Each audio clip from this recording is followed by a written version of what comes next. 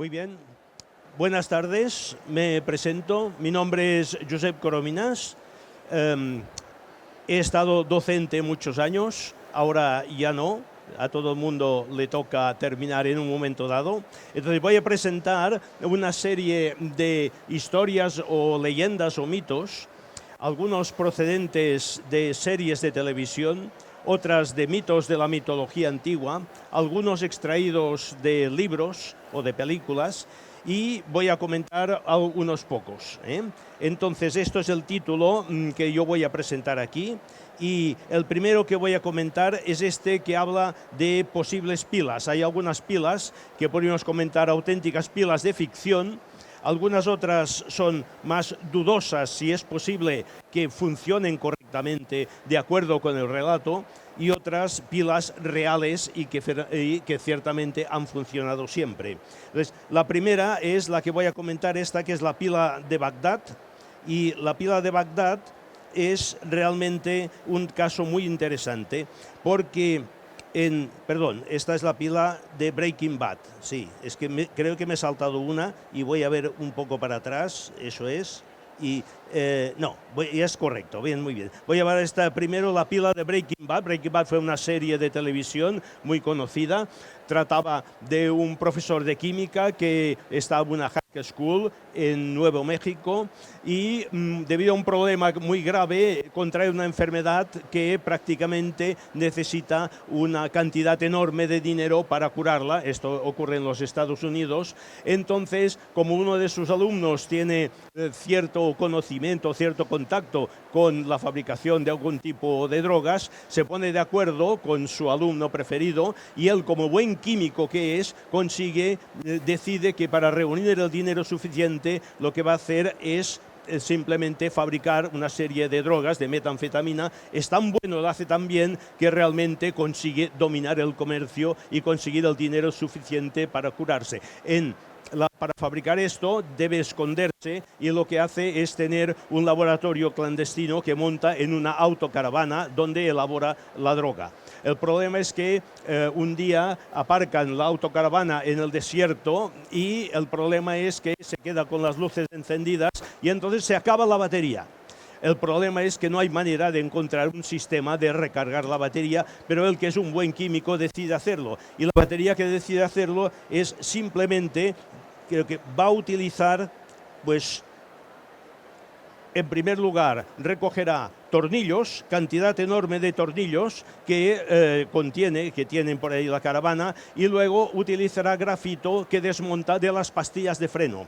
Y con el grafito, las pastillas de freno, y siempre que para elaborar esta droga tiene hidróxido de potasio, entonces puede simplemente generar una pila electroquímica con la cual, poniendo varias en serie, conseguirá recargarlas. Su pila electroquímica es parecida a la que yo voy a presentar aquí.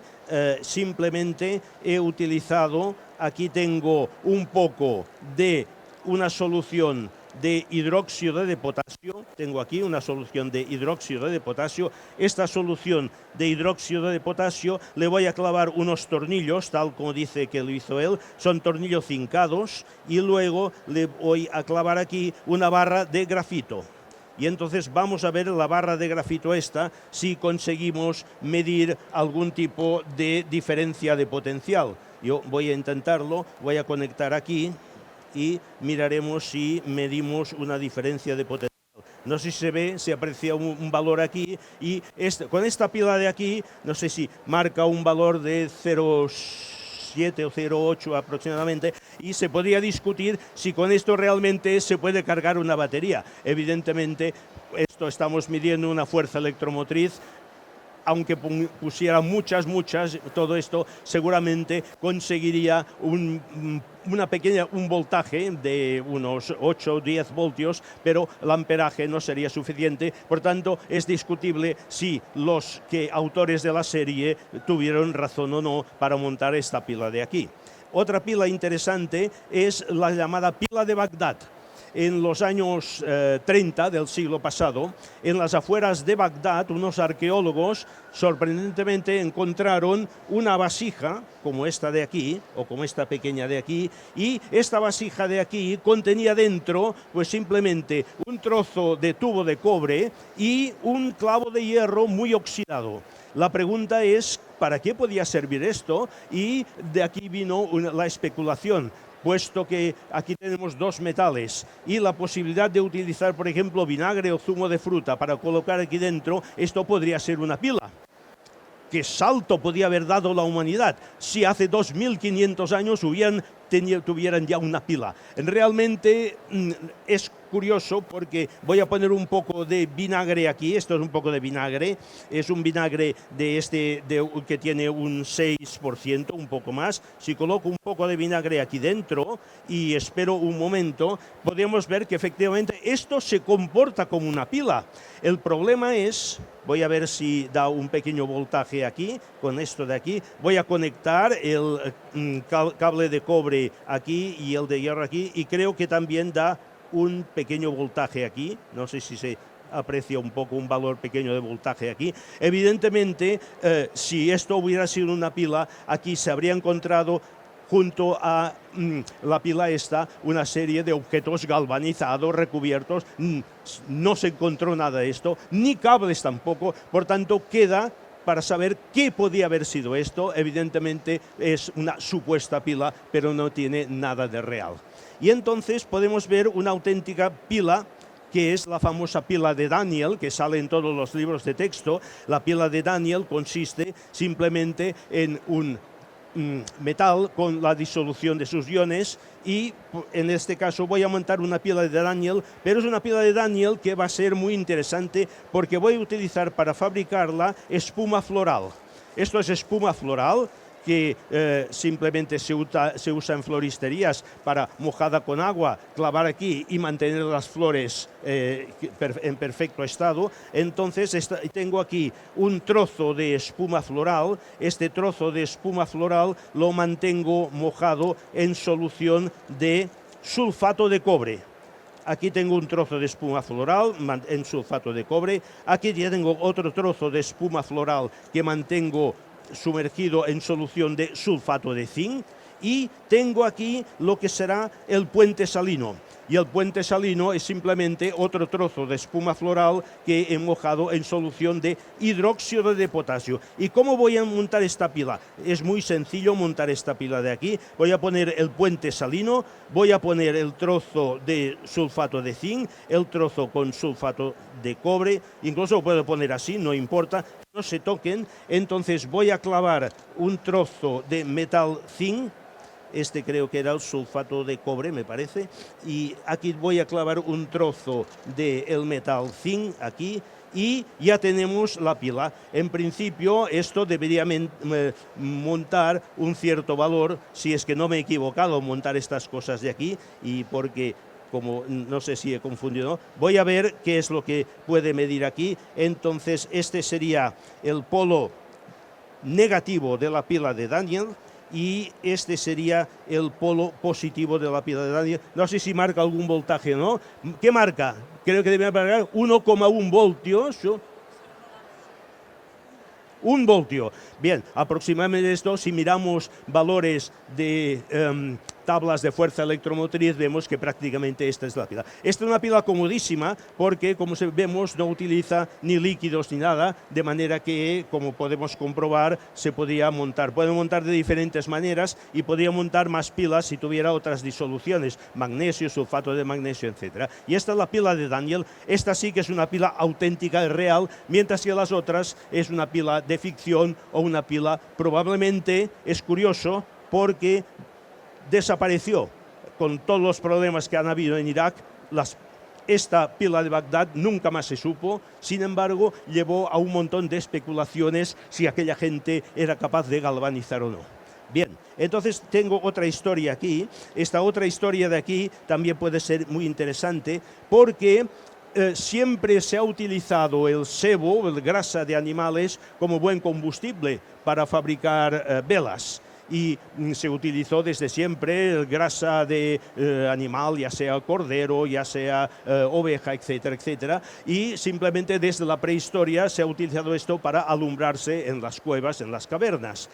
Se dice que hasta el siglo pasado o finales del siglo XVIII, las velas que se utilizaban los marinos en los barcos eran simplemente sebo con una mecha. Es curioso porque el sebo realmente es comestible. Por tanto, sería interesante razonar que se llevaban una cierta cantidad de provisiones. Se dice que en largas travesías navegando había un momento en que a veces se terminaban los víveres. Al terminarse los víveres, la solución para los marineros es muy fácil. Te comes las velas y ya está. Y precisamente yo quiero ilustrar aquí porque es posible comerse velas. Aquí tengo unas velitas aquí y entonces voy a ver que si puedo encender esta vela de aquí, como es lo que estoy haciendo, y vamos a ver si consigo que arda la velita esta de aquí. Y entonces podemos ver, esta es mi vela y podemos ver que es perfectamente comestible. En efecto, es comestible. Invito a alguien del público, si es capaz, de comerse una vela. Tengo varias. Mira qué monada. Las velas están hechas de manzana y lo que arde es un fruto seco. Los frutos secos contienen una elevada cantidad de aceites, por tanto son muy buenos comestibles. Entonces fíjense que a cierta distancia...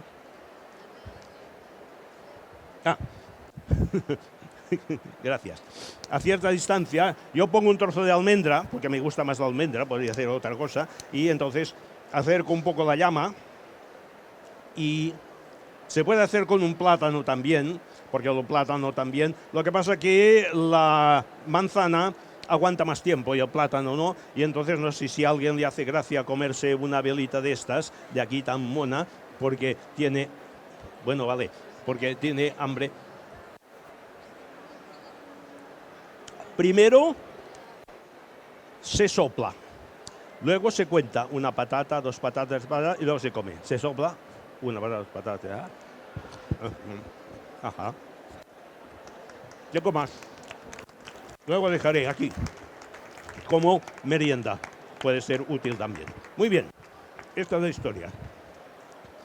Entonces, es curioso porque el sebo se ha utilizado hasta el año 1990. McDonald's freía patatas con sebo, no con aceite. Toma ya McDonald's y la manera de usar las cosas. Muy bien. Estas son las velas y las manzanas.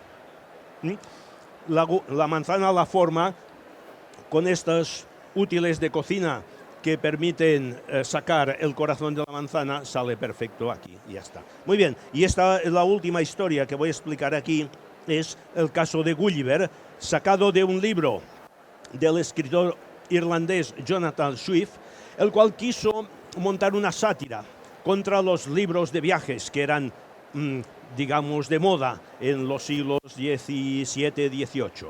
Entonces, montó una historia que era el viajero Gulliver, que emprende un viaje, embarca en una nave, esta se ve dentro de una enorme tormenta, el barco naufraga, Gulliver consigue salvarse, llega a una isla, se duerme en la playa exhausto y al día siguiente se despierta atado de pies y manos por una serie de personajes diminutos de unos 15 centímetros.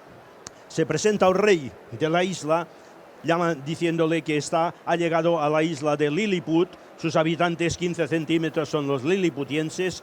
A cambio de liberarse de las ataduras, llega a un pacto y es el que se pondrá al servicio del rey. Entonces el rey dispone de un gigante para hacer cualquier cosa que pretenda. Como os ver en la segunda imagen, una de las cosas que consigue es capturar la flota enemiga, porque se mete en el mar, ata los barcos y se los lleva allí. Entonces ya resulta que tiene el favor del rey. Una noche hay un problema grave, el castillo real arde por los 4 costados.